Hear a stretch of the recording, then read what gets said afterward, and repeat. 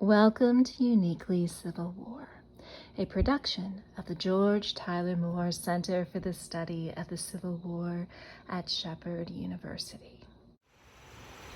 Welcome to Uniquely Civil War. I'm Dennis Frye. Today's show focuses on logs, a pile of logs that are uniquely Civil War.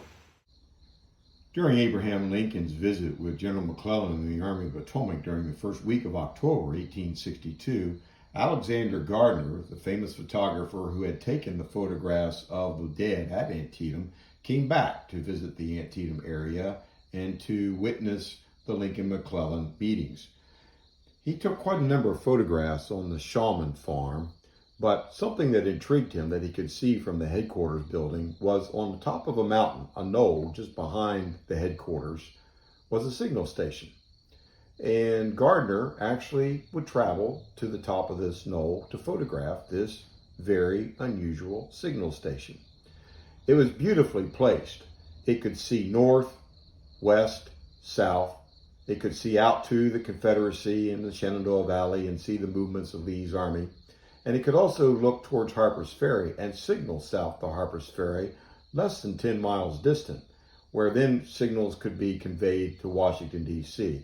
So it represents the frontline communication of the Army of the Potomac, this signal station. Gardner traveled to the top of the mountain and photographed it. And we found its exact location. We know its exact location. And that was through pure happenstance. I was leading a tour of the Antietam licensed guides, the professional guides that offer tours on the Antietam battlefield. They wanted to see the signal station site. And while we were there one crisp winter day with a group of about 20 people, we suddenly kicked something in the ground that was hard. And we thought it was a rock, but upon exploration, we discovered it was not a rock, it was metal. And when we pulled it out of the ground, we discovered an axe head. And my goodness, it is highly, highly likely that this axe head was used to help cut the logs and frame the logs that were used to build this log crib signal station. Here we have prima facie evidence left behind, probably from a broken axe, by the soldiers who were building this platform. And here it still was 120 years plus after they built it. What an amazing discovery. We are here on the Stillwater Farm with co-owner Darren Long, and in the background behind us you can see the mountain that Darren sees every day. And the sun rises over that mountain each morning because we're looking to the east.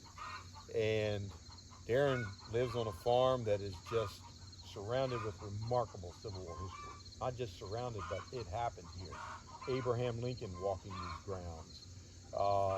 The tents of the soldiers that were here in the encampment.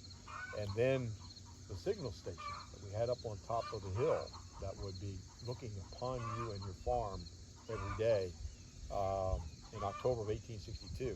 What's it like to live amongst all this history? It's fascinating. We've never lived anywhere like this before, Dennis.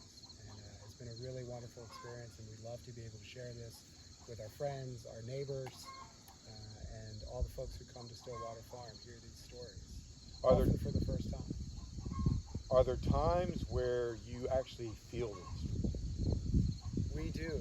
When it's quiet out here at night, I imagine what it might have been like with an encampment of soldiers sitting on this farm and some fires burning, and no buildings, just trees, and what that must be. The famous signal station of Antietam, perhaps the most famous photograph of a signal station during the Civil War. Its site never known before, but now we've discovered its location, Shawman's Knoll, now uniquely Civil War.